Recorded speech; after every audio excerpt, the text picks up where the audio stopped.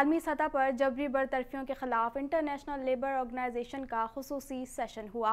वज़ीर-ए-आज़म इमरान खान ने आलमी फोरम से खिताब करते हुए कहा, दुनिया को कोरोना से निपटने के लिए मुश्तरका लायहा अमल की ज़रूरत है। मज़ीद जानते हैं इस रिपोर्ट में।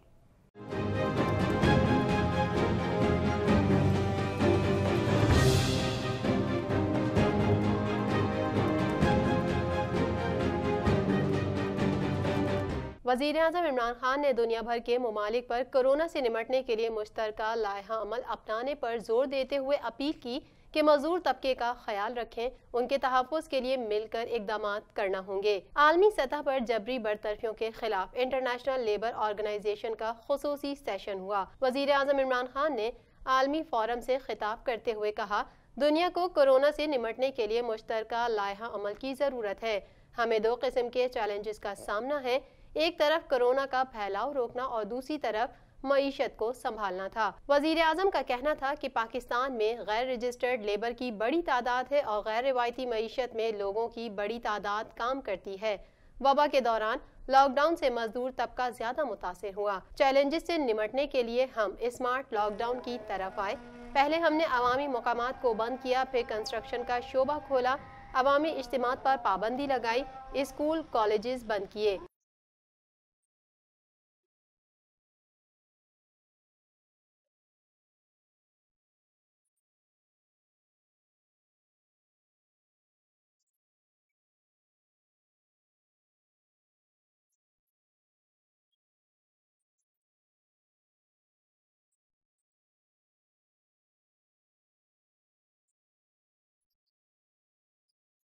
इमरान खान ने कहा कि गैर रवायती लेबर की मदद के लिए कैश एमरजेंसी प्रोग्राम शुरू किया। कैश प्रोग्राम के जरिए गुर्बत की लकीर से नीचे लोगों की मदद की।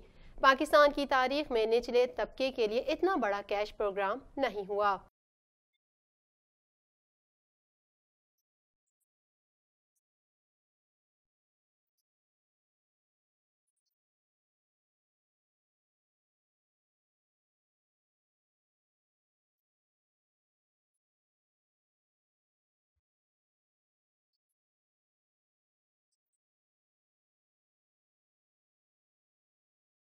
पाकिस्तान में कोरोना के तस्दीकशुदा केसेस की तादाद 2,37,489 तक पहुँच गई, जबकि एक दिन में 83 अफराद जाँ बहक हो गए, जिसके बाद अमवात की तादाद 4,922 हो गई। मज़ीद तफसीलात जानते हैं इस रिपोर्ट में।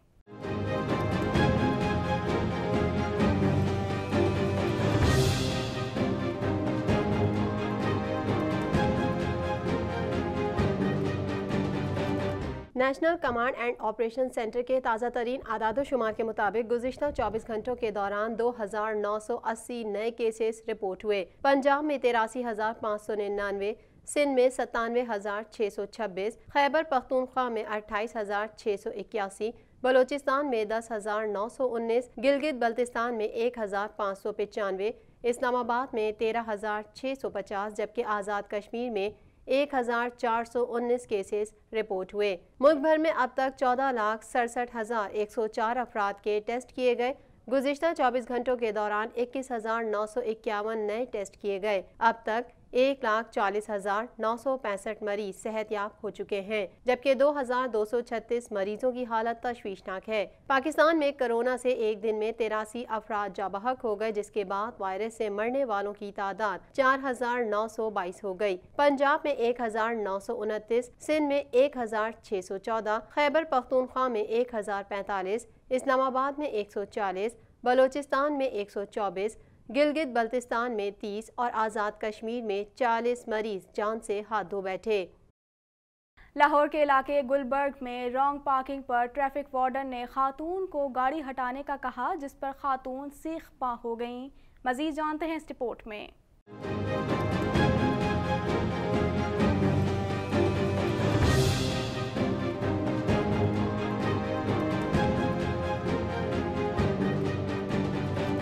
गुलबर्ग में खातून ने ट्रैफिक वार्डन से बदतमीजी की और थप्पड़ मार दिया। लाहौर के इलाके गुलबर्ग में रॉन्ग पार्किंग पर ट्रैफिक वार्डन ने खातून को गाड़ी हटाने का कहा, जिस पर खातून सीख-पा हो गईं। खातून ने ट्रैफिक वार्डन से बदतमीजी की और धमकियां देते हुए कहा कि ये लो अपने बाप से बात करो।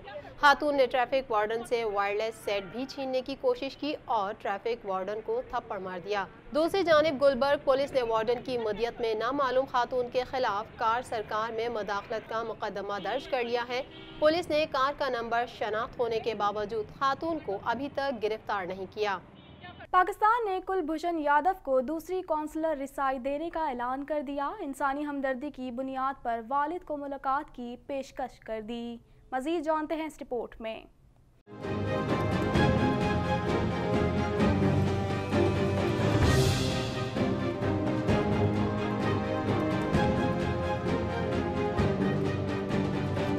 पाकिस्तान ने कुलभूषण यादव को दूसरी कौंसलर रसाई देने का ऐलान कर दिया। इंसानी हमदर्दी की बुनियाद पर वालिद को मुलाकात की पेशकश कर दी। एडिशनल अटॉर्नी जनरल ने कहा, पाकिस्तानी कानून फैसले का असर नौ जायजा लेने की इजाज़त देता है, लेकिन कुलभूषण ने नजरसानी की अपील दायर करने से इनकार किया। Additional attorney general Ahmad Irfan और डीजी जनूबी एशिया ने इस्लामाबाद में प्रेस कॉन्फ्रेंस करते हुए कहा कि कुलभूषण पाकिस्तान में तखरीबकारी की कार्रवाइयों में मुलविस रहा। पाकिस्तान ने आलमी अदालत के फैसले के बाद इक़दामात उठाए। पाकिस्तान का कानून फैसले का असर नौ जायजा लेने की इजाज़त देता है, मगर भारतीय जासूस कुलभूषण यादव ने अपने असर नौ फैसले के जायजे लेने के हक को रद्द किया। पाकिस्तान अपनी आलमी जिम्मेदारियों से बखूबी आगाह और पाकिस्तान ICJ के फैसले पर अमल दरामद के लिए तैयार है।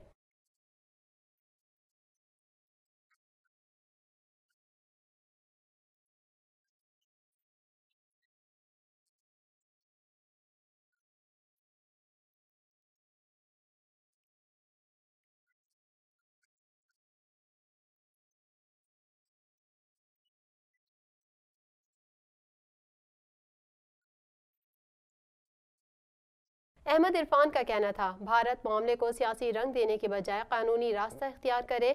इंसानी हुकूक की बुनियाद पर कुलभूषण की अहलिया से मुलाकात का इंतजाम किया गया। भारत को दूसरी कौंसलर रसाई की पेशकश की है।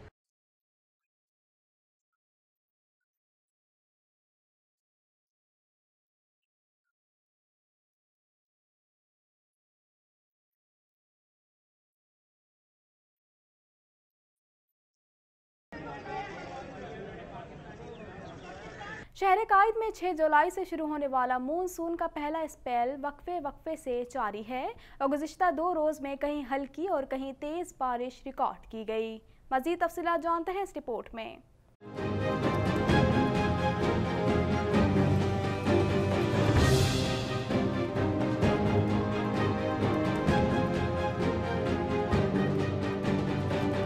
कराची के मुख्तलिफ इलाकों में मुसलसल तीसरे रोज़ कहीं हल्की और कहीं तेज़ बारिश के बाइस मौसम खुशगवार हो गया। ताहम बिजली के गायब होने से शहरियों के चेहरों पर आई मुस्कुराहट मान पड़ गई, जबकि करंट लगने के मुख्तलिफ वाक़यात में 3 अफराद जा बहक हो गए। शहर कायद में 6 जुलाई से शुरू होने वाला मानसून का पहला स्पेल वक्फे से जारी है और गुज़िश्ता 2 रोज़ में कहीं हल्की और कहीं तेज़ बारिश रिकॉर्ड की गई। बारिश के साथ ही के इलेक्ट्रिक की जानिब से मुख्तलिफ इलाकों में लाइट की बंदिश ने शहरियों की परेशानियों में इजाफा कर दिया। ख्याल रहे कि कराची में गुज़िश्ता कई रोज से के इलेक्ट्रिक की जानिब से तवील और गैर एलानिया लोड शेडिंग के बाइस गर्मी के सताए शहरियों की मुश्किलात में मजीद इजाफा हुआ है और शहरी घंटों तक बिजली से महरूम रह रहे हैं। महकमे मौसमियात ने शहर में 30 से 40 मिलीमीटर तक बारिश की पेशगोई करते हुए कहा कि कराची में मौजूद बारिश के सिस्टम में अब भी शिद्दत बाकी है। दूसरी जानिब कराची में सुबह से करंट लगने के मुख्तलिफ वाक़यात में 3 अफराद जा बहक हो गए। एडी और दीगर रेस्क्यू ज़राए के मुताबिक मॉडल कॉलोनी में घर में काम के दौरान करंट लगने से एक फर्द जान की बाजी हार गया। कारसाज रोड पर पीर पगाड़ा हाउस के करीब बिजली के तार टूटने से उसकी जद में आकर एक मोटरसाइकिल सवार करंट लगने से जा बहक हुआ है। दुखी इंसानियत की खिदमत के लिए ज़िंदगी वक्फ करने वाले अब्दुल सत्तार ईदी की आज 34वीं बरसी है। उनका जारी करदा फलाही मिशन आज भी जारी है। आइए एक नज़र डालते हैं उनकी दुखी इंसानियत की लातादाद बेलूस खिदमात पर।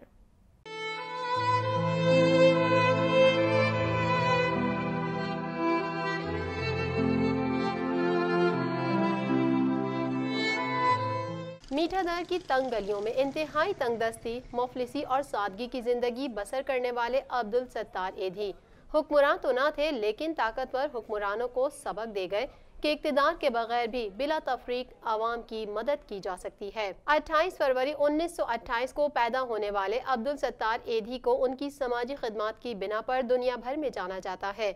अब्दुल सत्तार एधी ने 1951 में कराची से एधी वेलफेयर सर्विस का आगाज एक एम्बुलेंस से किया था, जिसे वो खुद ही चलाते थे।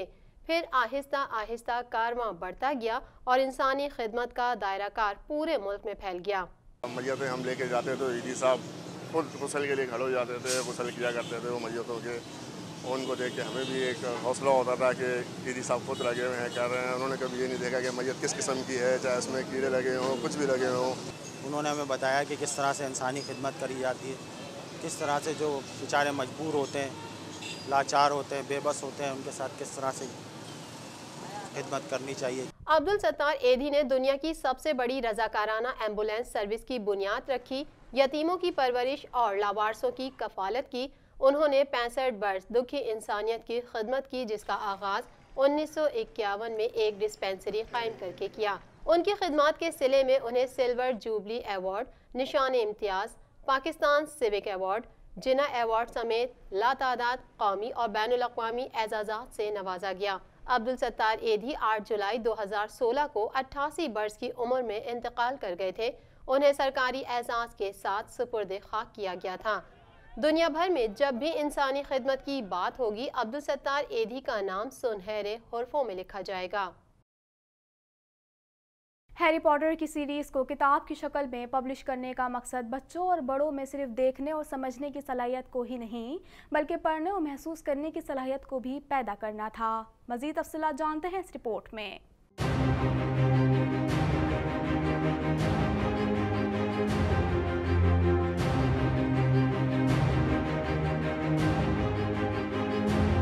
मौजूदा दौर में चाहे जितने भी किस्म की फैंटेसी मूवीज़ और सीरीज़ आ जाएं, लेकिन हैरी पॉटर एक ऐसी मूवी जिसने तमाम बच्चों को तो अपनी तरफ मुतवज्जा किया, लेकिन इसी के साथ साथ बड़ों में भी हैरी पॉटर नामी मशहूर ज़माना मूवी बहुत मकबूल थी और आज तक है। यूँ तो हैरी पॉटर की कई सीरीज़ आईं जिन्हें बेपनाह पसंद किया गया और हर सीरीज़ को बहुत पजीराई मिली। हैरी पॉटर की एक ऐसी सीरीज़ जिसका नाम Harry Potter and the goblet of fire यानी हैरी पॉटर और आग का प्याला था, ब्रिटिश राइटर जिनका नाम J.K. राउलिंग था, 8 जुलाई 2000 में ये बुक रिलीज़ की।